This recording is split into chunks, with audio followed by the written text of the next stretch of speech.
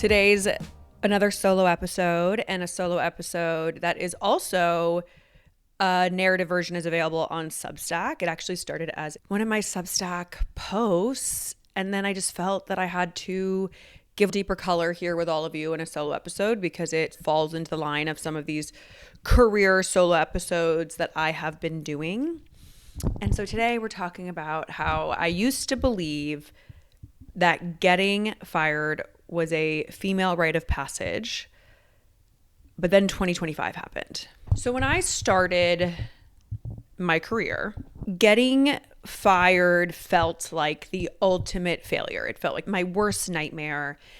And I think it was my sophomore year. I had interned at a production company that was doing runway shows for fashion. And I remember it seemed great. I was really excited. I thought I was going to be really hands-on. And then as I started their program, basically, I don't think they really knew how to have an intern. I'm not sure they had had a program before. And so I was stuck in this filing cabinet, like filing a lot of things, and just kept to myself because there was a lot of work to do and there was no one else, no other interns to associate with. And then I remember like a few months in, they let me go and they were like, well, when you interviewed, you just seemed so bubbly and now you're not. And I thought it was such a weird thing to say. That they were alluding to it wasn't a culture fit, but ultimately energy responds to energy. If you're not creating the right container environment for someone to feel wholly themselves, they're not going to be wholly themselves. And so that was my first firing, which ended up being great because I ended up interning somewhere else that was a better fit. And then also realized I didn't want to produce runway shows, so that helped. And then the second firing wasn't a firing. They shut down my department at Viacom, which was, it feels like firing because you no longer have a job. That would be classified as I was let go. And so they shut down that department. They decided not to repurpose me across the company. And so that one definitely rattled me because it was the first time since I was 16 that I was jobless. And so sitting with those thoughts and unclear what was next for me was a growth curve, to say the least. But then when I moved to LA for a job. I moved here overnight, and that job came to a very clear impasse about 8 months in. My boss had a history of very immature and inappropriate behavior that obviously I did not jive with. And we hit this impasse where basically it wasn't going to work. So I think of it as like a mutual firing, quitting. And what I'm very proud of was in that moment in the past when things hadn't worked out, I'd feel bad about myself, or I'd feel like, well, maybe I can lobby for the job back, or I can modify these things to keep the job. And so one of these things was that I had basically run this department for about 8 months. And then 8 months in, he wanted to have more oversight, essentially. He no longer, quote unquote, trusted me for reasons that truly didn't make any sense. It was a lot, I think, had to do with power. And I had the trust of the talent, which I think is something that bothered him, even though if you run a department in entertainment, there's nothing better than having someone that the talent trusts that works below you. So there was a series of just inconsistencies in how the department should run. And so when we hit that impasse, I knew that for me to say, okay, I want to stay, it would mean that I would have to change how I operated. And for 8 months, I'd run this department completely by myself and quite successfully. And so to all of a sudden have oversight when I was trusted for 8 months to do it by myself was not something I was willing to do. And in retrospect, I probably should have sued for wrongful termination, but I was, 26 and very concerned that this person who externally seemed far more powerful than me would sully my reputation. And what I learned post that, when I started my company and started taking meetings, is that your reputation speaks for itself. Every meeting I went into, people had interesting choice things to say about him. And I realized that you determine your reputation. How you show up is how you show up, and no one can take that from you. And so that was a very powerful thing for me to also realize, was that my reputation was mine, and that I, in retrospect, probably should have sued, but I didn't. And so what I'm proud of was that when I left, I knew I had to leave. I knew I wasn't going to barter for this job or change the way I operated. I was no longer willing to stay small and not feel fully seen to protect a salary. And that was huge, because in the past, I would always try and fit into corporate culture and be a little less opinionated, be a little less, I guess, of a questioner, less ahead of the curve. Like, I really tried to fit a blueprint that I was not built for. And I'm not alone. There's a lot of women who feel this way, because ultimately the work structures that we're forced to work in were built by patriarchal white supremacy. And so it is very much a system that is still skewed to white men, despite the great advances women have made in the workforce. There's still a bunch of inequity, which I'll get back into later in this episode. And so what I realized was that for a lot of women, being fired became a rite of passage. Not because we ever want to experience this rite of passage, but not all rite of passages are celebrations, right? Not all rite of passages are good. Coming of age is also full of pain. And so I think of getting fired as a threshold that I had to cross to reclaim myself, my dignity, and a career path where I could bring my whole self to work. And I feel a lot of other women resonate with this message. I think there's a book that came out last year called All the Cool Girls Get Fired. So it is definitely something that is in the mainstream consciousness. You know, a woman I know who'd given 15 years to her job, and like overnight they let her go, did not repurpose her within the company. And that's her entire adult work experience. And so that was incredibly destabilizing for anyone who's been that loyal to an institution. I had another friend who experienced an immense amount of racism and sexism in the workplace and was fired based on internal politics. She ended up suing them and winning and having a settlement that allowed her to be a full-time freelance creative. And so the thing about firing is that firing forces us to examine, right? If we're people that are into a little bit of introspection or self-inquiry, the firing can be a catalyst to go deeper. And so for me, I started to realize there's a pattern here. I keep working at these corporate places. They keep not working out. The places that I thrived at were more of a startup culture. We were building from the ground up. They were smaller. And as much as I didn't want to be an entrepreneur, I started to realize that I was not going to fit in. My archetype, my personality type was not going to fit in that system. And everyone's different. I'm obviously very much an entrepreneur. I love being an entrepreneur now, but there was a time where I really just wanted to be a salaried employee. Like that felt easier, which it is in some ways and it isn't in other ways. But I realized I wasn't going to fit into that system. And so when I was pushed into entrepreneurship, what I realized was that I actually allowed myself to expand. I could be more whole as an entrepreneur than I was ever going to be in a corporate workplace. And that's not unique to me. Female entrepreneurship was up 69% in 2025. And in 2024, women founded 49% of all new businesses, marking the highest rate in the past 5 years. And then another layer is that women of color are starting businesses at the fastest rate of any demographic. So what that tells me is that the systemic limitation of business as usual has forced women to create a new ecosystem for themselves to ensure their financial futures.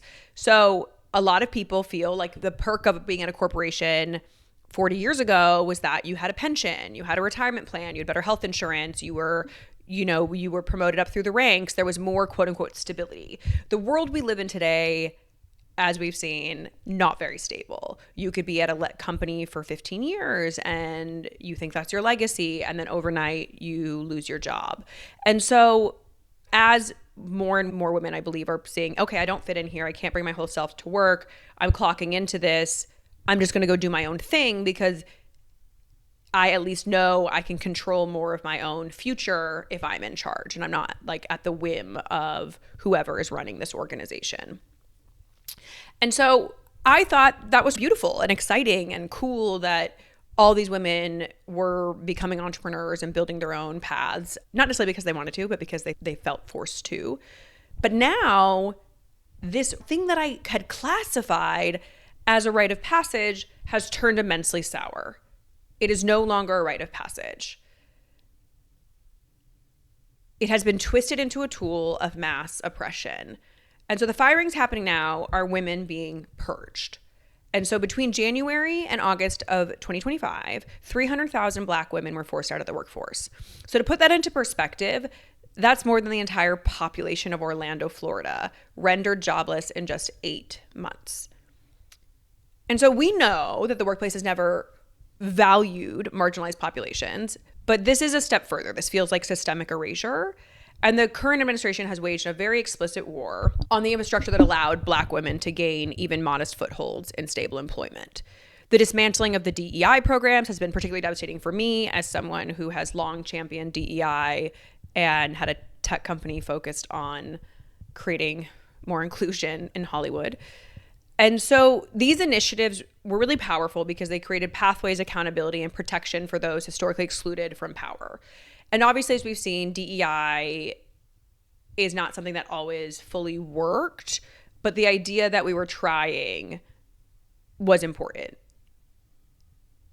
But the systems are the way they are, so people that were in charge of DEI also couldn't fully do what they wanted to do necessarily. But at least at the very minimum, it did provide more standards for more equal hiring systems, equal pay. There was someone that was dedicated towards the needs of people that are marginalized. And study after study has shown that the diverse teams produce higher profits, better business outcomes, more innovation, and more problem solving. And yet 2025 saw unprecedented rollbacks anyways. So let's just make that very clear. DEI helps your bottom line. You make more money when you have an inclusive workplace. So rolling that back diminishes your profits. So as we saw, companies that embraced DEI last year, like Costco, did really well. Companies like Target that rolled them back, not doing as great. And that has been proven time and time again. Like, it is, at this point, clear data, clear facts, DEI creates a better business.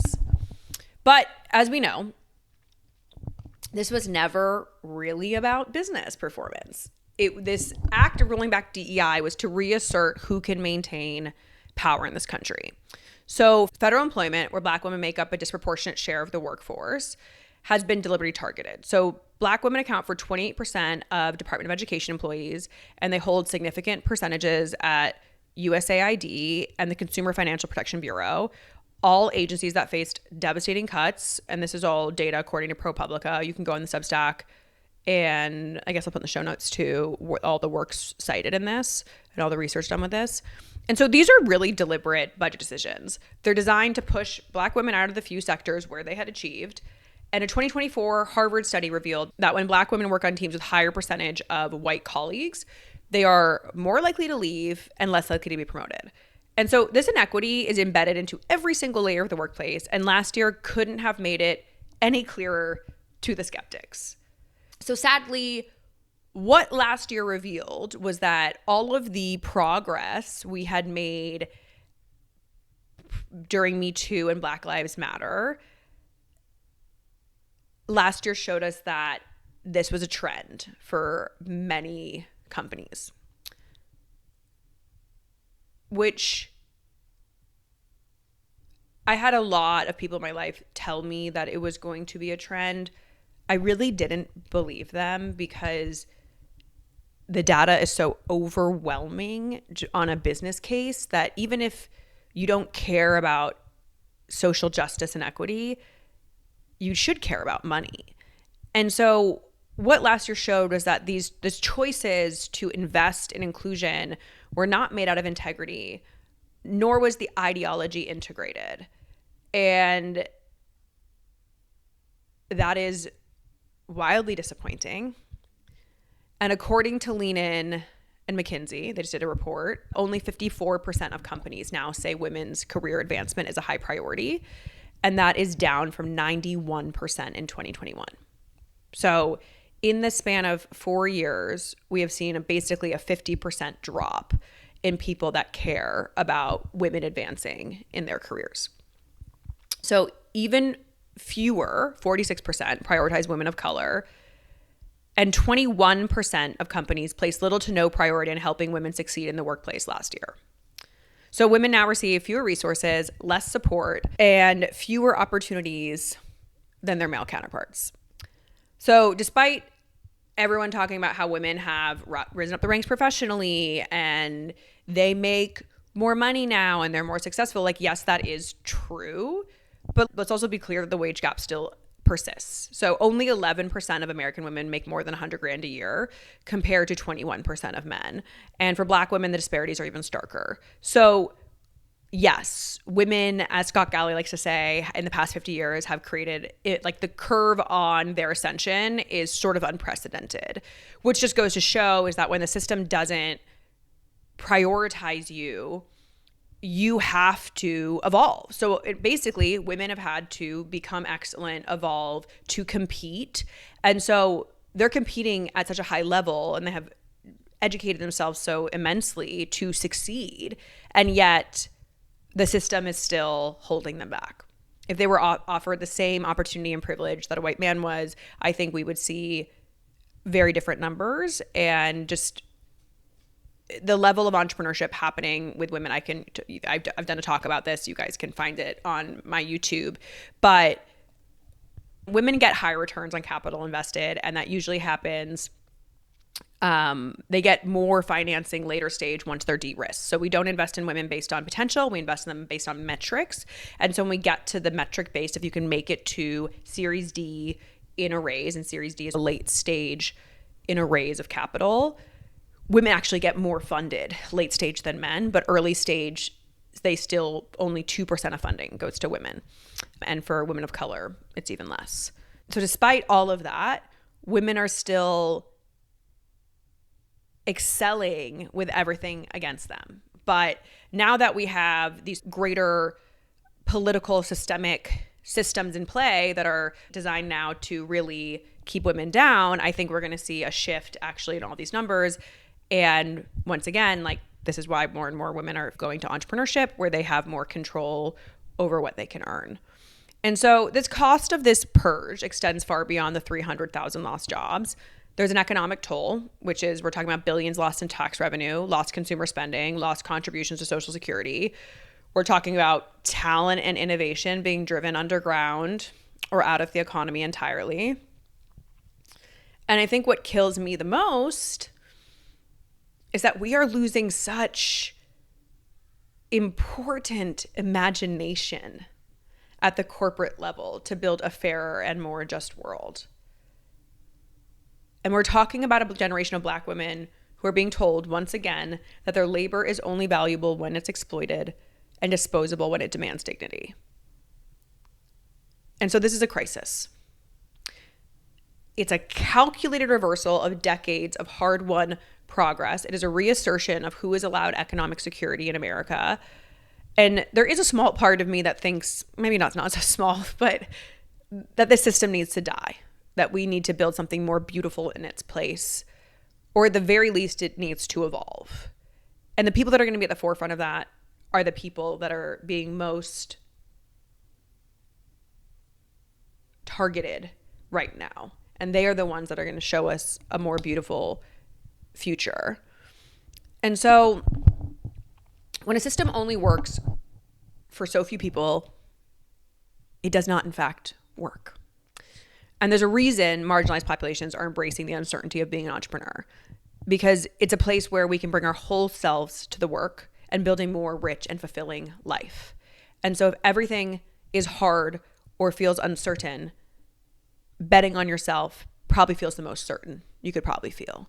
And so I wanted to reframe what felt like a bonding point between women to realizing now that it is being wielded against us in a very particular way. And we need to do our best to support small business, women-owned businesses. I love you all. I'll see you next week on Too Much. Subscribe to the Substack if you want to read and learn more. And if not, subscribe here to the pod, and we'll see you next week.